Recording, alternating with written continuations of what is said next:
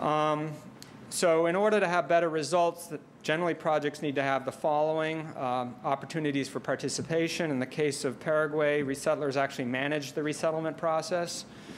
In indigenous groups in the Hydro-Quebec project are shareholders in the actual project itself, so they're getting a real revenue stream from Hydro-Quebec.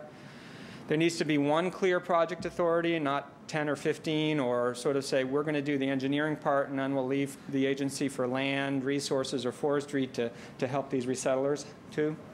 Okay, I'm going to move along because I'm clearly running out of time. I want to get to some of the results of the conference that we held. Here are some of the individuals who participated. The stars next to their names indicate that they're impact assessment, at least have experience either reviewing impact assessments. Quite a number of them have actual experience doing impact assessment on the ground. Someone came up with a comment during one of the plenary sessions that the old school approach to doing impact assessment was basically conduct your EIA on the project results. Then the new school way is to look at climate change and the impacts on the projects, and then the impact of the project on things like greenhouse gas emissions as a sort of a new framework for looking at these issues. We're going to complicate things a little bit more because you also need to do impact assessment if you're going to be moving people, obviously, on those communities that are going to be resettled and also on the areas where they're going to be resettled to. So you need to do all those things, and you need to have a much stronger emphasis on social impact assessment.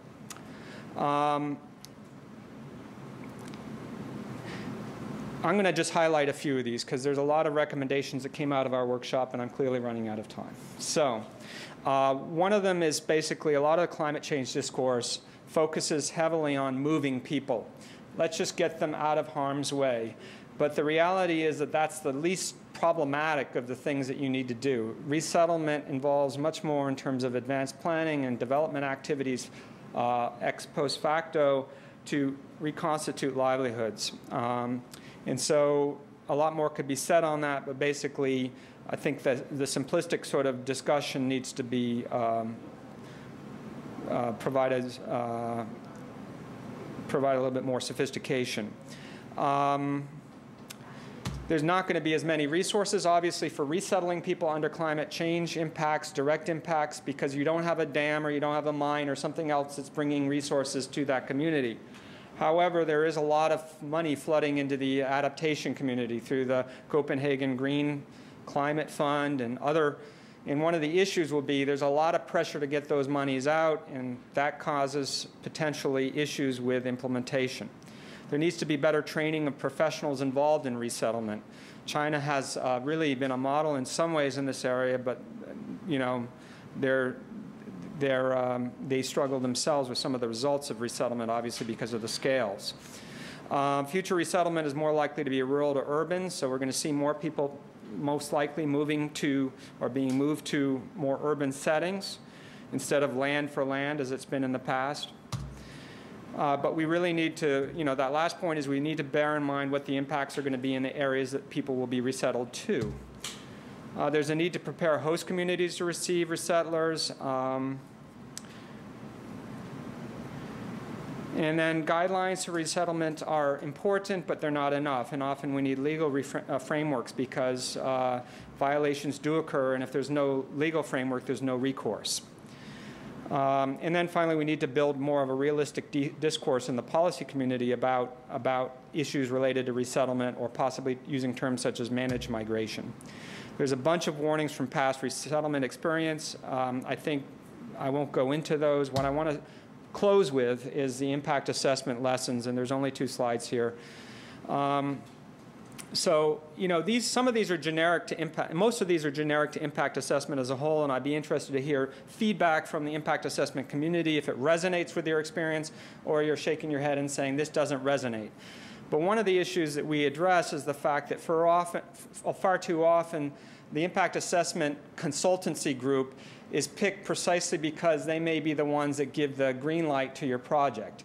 They're the ones that you know from past experience are more likely to be sympathetic to the need to get the project going. And this can happen also potentially in the context of climate change and adaptation funding. As I mentioned earlier, the kind of pressure to move money out the pipeline, to show that we're doing things on adaptation. So there's a lot of pressure to soften findings.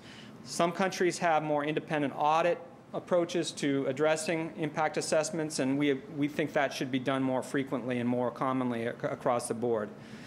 SIA and HIA need to be given more emphasis. I mentioned that earlier. Professional training is really important. As one person said in our workshop, cross-dressing is very prevalent. You have an engineer dressing as an anthropologist or a sociologist to do the kind of social impact assessment. You have a master's in public health really doing stuff that's beyond them in terms of health impacts assessments or that kind of thing.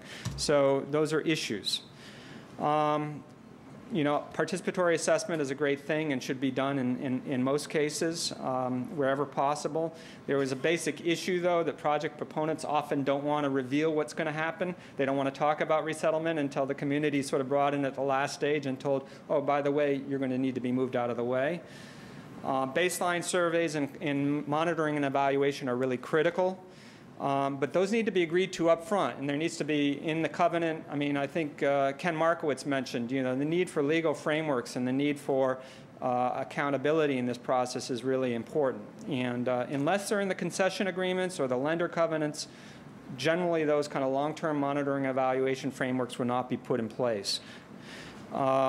And then one example we had was of using short videos to convince the top-level decision makers of the results of the impact assessment. Because if you give them a 2,000-page report, you can be guaranteed they won't read that.